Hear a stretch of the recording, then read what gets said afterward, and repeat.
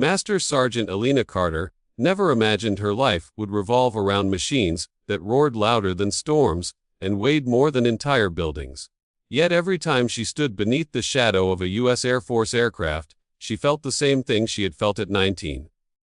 An unshakable sense of purpose. The runway was her battlefield, her tools were her weapons, and every plane she restored to life was proof that quiet heroes existed behind steel walls and roaring engines.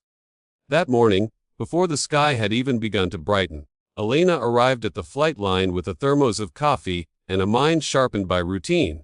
The cold wind sliced across her cheeks, carrying the familiar scent of jet fuel, heated metal, and the faint saltiness of the nearby coast. Most people hated this smell. For Alina, it meant she was exactly where she belonged.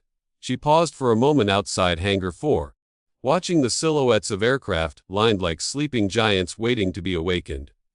Her boots echoed across the concrete floor as she entered, heading toward the maintenance board. Overnight, there had been minor issues, routine inspections, minor fixes, nothing surprising, nothing dangerous. Then her radio buzzed. Maintenance control to Carter. We've got a critical on aircraft 221. Need you at Hangar 7 now. She froze. Critical, that one word could mean anything, but it never meant something small. Without hesitating, she grabbed her kit, slinging the weight across her shoulder like she had done 1,000 times before, and sprinted toward Hangar 7. The rising sun had barely touched the edges of the sky when she arrived, greeted by tension thick enough to taste. A C-17 Globemaster A-33, massive, powerful, essential, stood with its belly open, panels removed, wires exposed like torn nerves. The flight crew paced anxiously. The pilots looked frustrated. The loadmasters were on edge. Something serious had happened. The moment they saw her, relief flickered across their faces.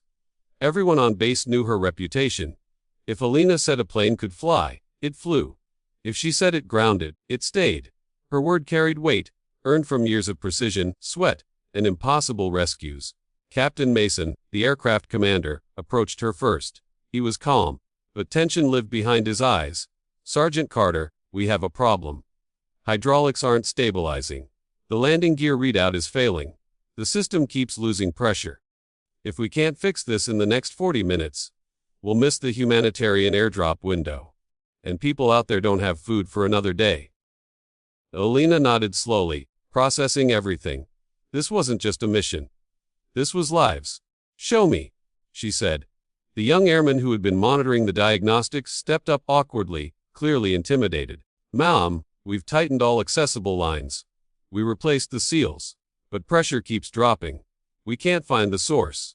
She didn't scold him. Instead, she gently placed a hand on his shoulder. You did good. Now let me take a look.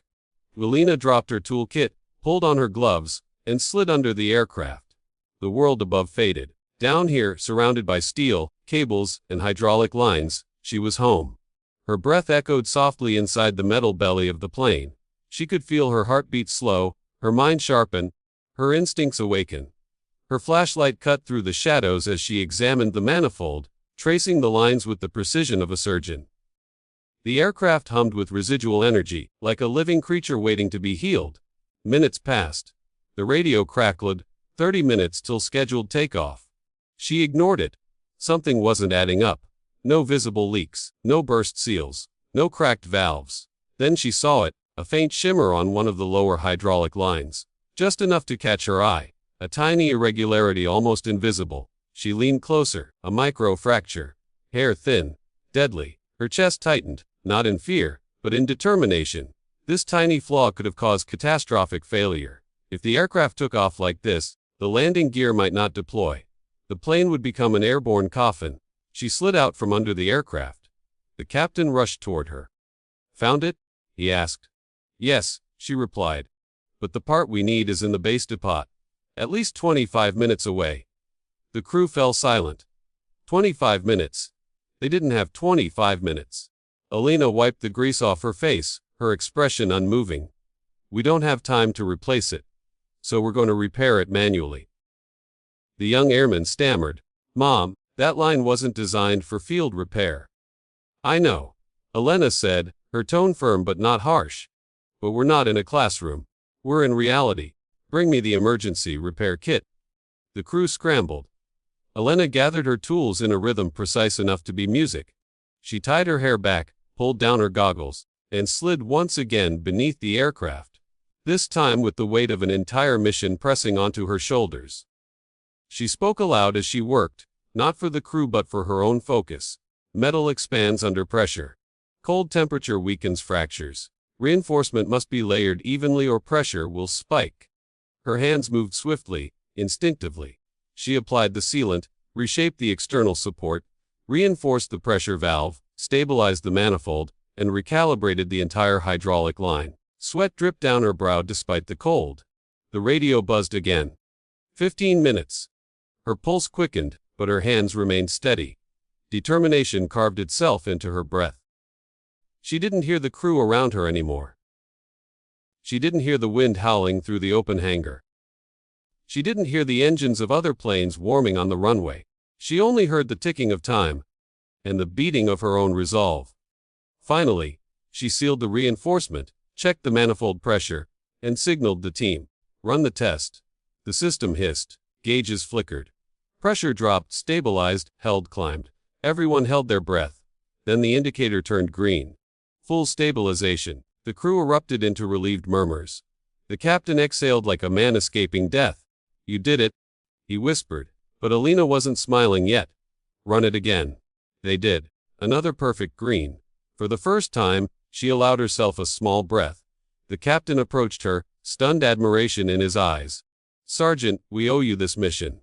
She shook her head. You owe the people waiting for this aircraft. Not me.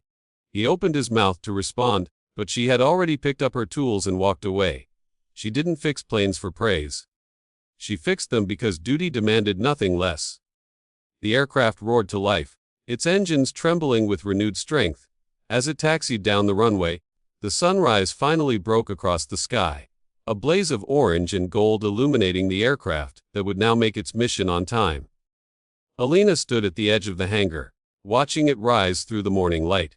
For a moment, pride swelled in her chest. But it wasn't pride for herself. It was pride for the team. For the purpose.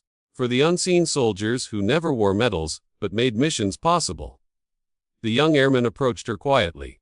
Mom, how did you know what to do? I wouldn't have even known where to start. She smiled softly. You will, one day. You learn by listening, not just to the manuals.